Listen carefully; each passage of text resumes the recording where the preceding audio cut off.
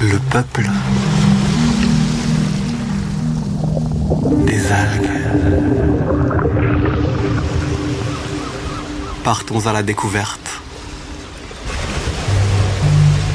des habitantes de l'Estran.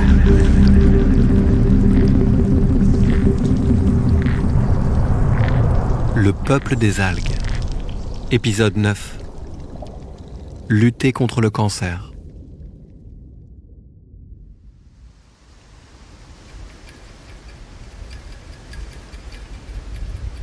Un organisme vivant est composé d'une myriade de molécules différentes qui engendrent des cascades de mécanismes dont dépendent sa survie.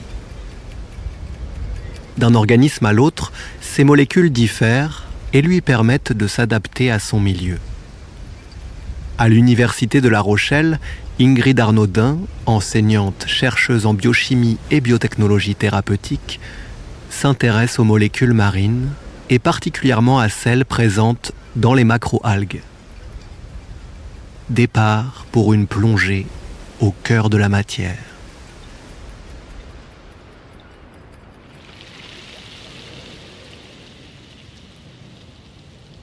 Ingrid Arnaudin, donc je suis enseignante et chercheuse. Et donc je travaille particulièrement dans le domaine de la valorisation des grandes algues. Donc je vais exploiter le bénéfice des molécules marines que produisent ces grandes algues par les biotechnologies. L'objectif du travail scientifique est de pouvoir extraire les molécules marines qui sont produites par ces algues et de les modifier d'une certaine façon dans le laboratoire pour des bénéfices de santé. Donc santé alimentaire, mais santé aussi thérapeutique. Déjà, moi, je suis charentaise maritime, donc je suis née au bord de la mer. Donc, c'est pas concevable pour moi que de ne pas être au bord de la mer. Donc, je connais assez bien le milieu. Je l'ai pratiqué sur de la pêche récréative, tout simplement. Donc, ça forge, je pense, le caractère sur le fait de vouloir aussi préserver le milieu et de l'exploiter de façon raisonnable. Moi, j'ai été éduquée comme ça. Après, j'ai toujours été passionnée par les sciences biologiques et la biologie santé. Donc, après les études classiques, je suis allée à l'université dans des études de biologie. Et puis, progressivement, je me suis spécialisée plutôt dans la chimie de la biologie, l'échelle de la molécule, on va dire. Et quand je suis arrivée à La Rochelle Université, la signature scientifique de l'Université de La Rochelle et son positionnement sur le littoral m'a fait dériver vers les molécules marines et les biotechnologies bleues.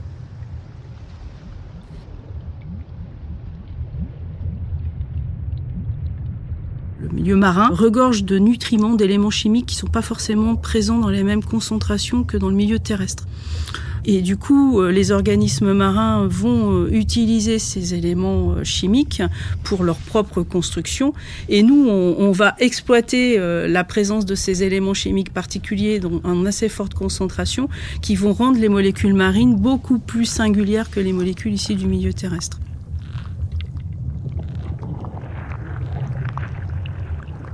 Alors, moi, je suis plutôt sur l'estran.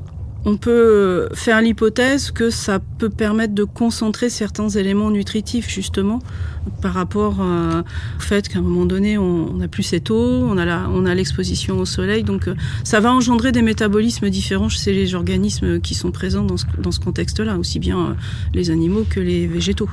Effectivement. Et on a un vrai patrimoine naturel. Nos îles, en fait, sont exposées d'une certaine façon et ça permet effectivement d'avoir des biomasses d'une certaine qualité.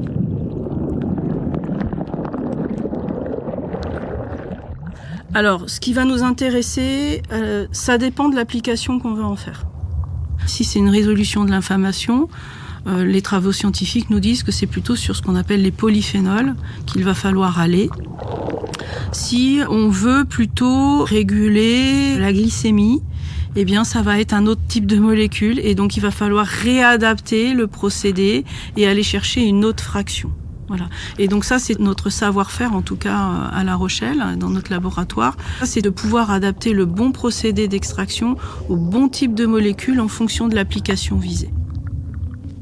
Donc on peut travailler aussi bien sur les toutes petites molécules qu'on appelle les polyphénols, mais on peut travailler sur les protéines qui vont avoir d'autres bienfaits, et on peut travailler sur les sucres qui vont avoir d'autres bienfaits.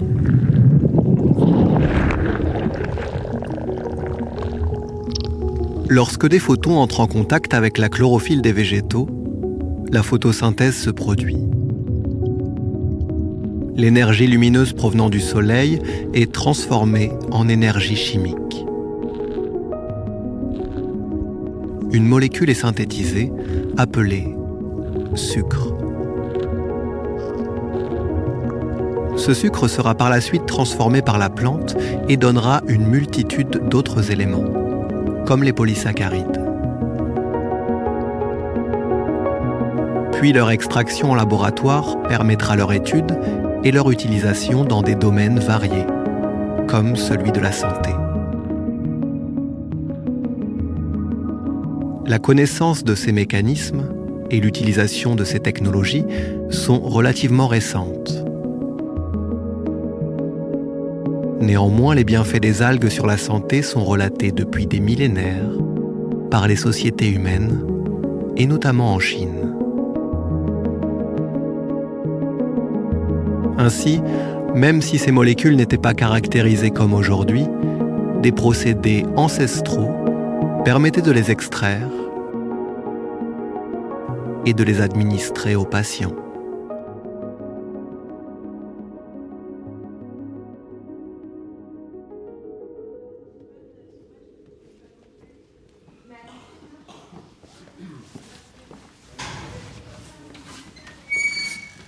On est sur plusieurs étages. Cet étage-là, on va trouver particulièrement des zones expérimentales qui sont dédiées à l'extraction, caractérisation des molécules qui sont produites par les algues.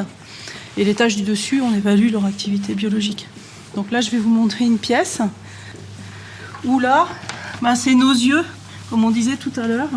Une fois que les molécules ont été extraites des algues, on ne voit plus qu'on est à partir d'algues rouges, d'algues vertes, d'algues brunes, on va être sur de la poudre. On fait de la séparation analytique avec tous ces instruments. Et donc c'est nos nouveaux yeux, finalement. C'est comme ça qu'on va savoir décrire la composition de ce qu'on a pu extraire pour après associer une molécule à une activité biologique.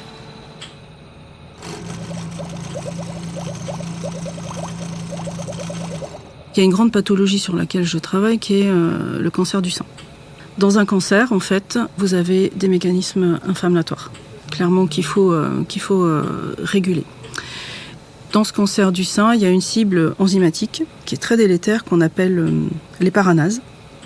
Et il se trouve que cette enzyme, elle reconnaît naturellement un grand sucre, qui est un sucre très riche en sulfate. Dans les algues, il y a des grands sucres qui sont eux-mêmes très riches en sulfate.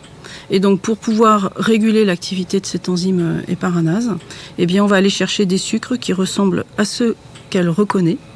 Et on va fournir ces grands sucres sur des cellules cancéreuses et on va regarder si on arrive à réguler justement la croissance de ces cellules, la prolifération de ces cellules. Et voilà, donc ça c'est une des cibles sur lesquelles on travaille. Non, mais si. Alors, ce que je vais vous montrer, c'est qu'une autre utilisation des ressources végétales, qui peut paraître étonnante mais très utile, qui va devenir très utile, c'est ça. Ce que vous avez là, c'est un produit d'innovation. C'est en fait un dispositif médical qui est destiné à faire de l'unidose pour la pédiatrie. Et donc, où se trouve l'algue ? Dans la construction de l'unidose. Il y a l'aspect facilité de pouvoir délivrer à l'enfant son unidose. Et en même temps, c'est un produit qui est biodégradable et puis éco-conçu. Là, on est dans une application très particulière de la valorisation des substances naturelles en santé. Quand vous êtes dans ce secteur-là, vous allez voir que la ressource est très liée au territoire sur lequel elle est produite. Et les algues, finalement, c'est un bon sujet d'étude pour ça. C'est assez productif, finalement. Si on les valorise correctement, elles continuent de pousser. Hein. On peut tout à fait imaginer de les cultiver aussi, donc pour ne pas justement épuiser le milieu. Et en même temps, elles ont des vertus autres, hein, puisqu'elles ont des vertus de captation de CO2, évidemment. Donc moi, je trouve que c'est une belle ressource à préserver et à valoriser. Les yeux du promeneur, penchés sur une flaque de l'estran, présentant des algues, sont à même de discerner leurs différences. Vertes, rouges, brunes, filamenteuses ou à large membrane. Puis s'il se penche davantage, il pourra observer 3 organes de l'algue. Le crampon qui lui permet de s'accrocher, le stipe, équivalent de la tige des végétaux aériens, et la fronde, sa feuille. Enfin, s'il referme ses paupières et se prend à imaginer ce qui se cache à l'intérieur de la matière, il verra des formes, des lignes et des couleurs animées de mouvements. Ce sont les molécules faites d'atomes qui tournent sur elles-mêmes. Son imaginaire donnant vie à l'infiniment petit, à ce qui se cache à l'intérieur de ces algues.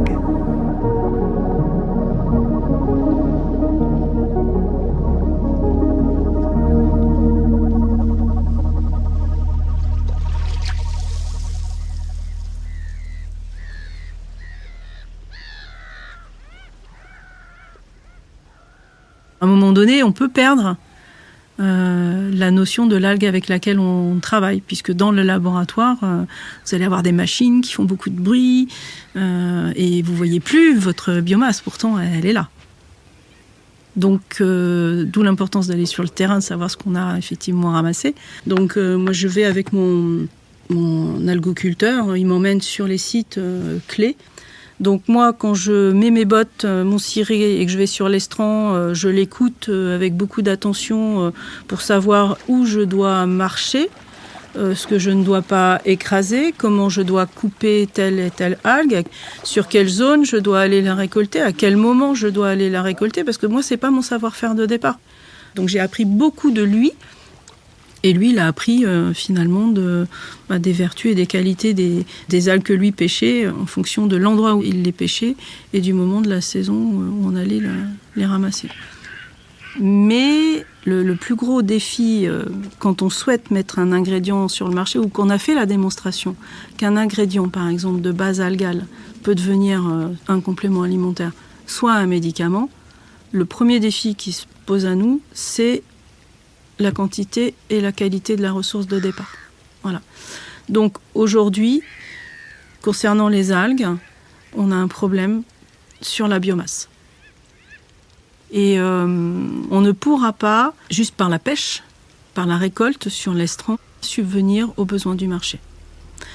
Donc si on veut que les algues soient montées en valeur et atteignent le marché, eh bien il va falloir vraiment travailler sur tout l'amont, c'est-à-dire toute la chaîne qui va permettre de pouvoir cultiver ces algues de façon maîtrisée et que les gens qui vont développer ça, les algoculteurs, puissent vivre aussi de cela.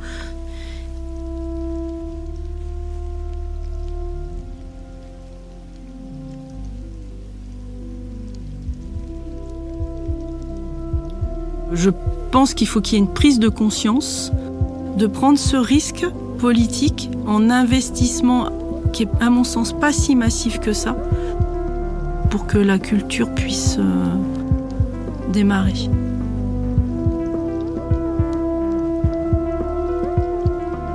Voilà, on se reverra dans 30 ans, mais j'ai l'impression que ça bouge. Je regarde au niveau des programmes de recherche, il y a de plus en plus de programmes européens qui font la promotion de l'utilisation des algues. Et donc, on est au bout de l'objectif de pouvoir utiliser dans son quotidien des ressources de base algale.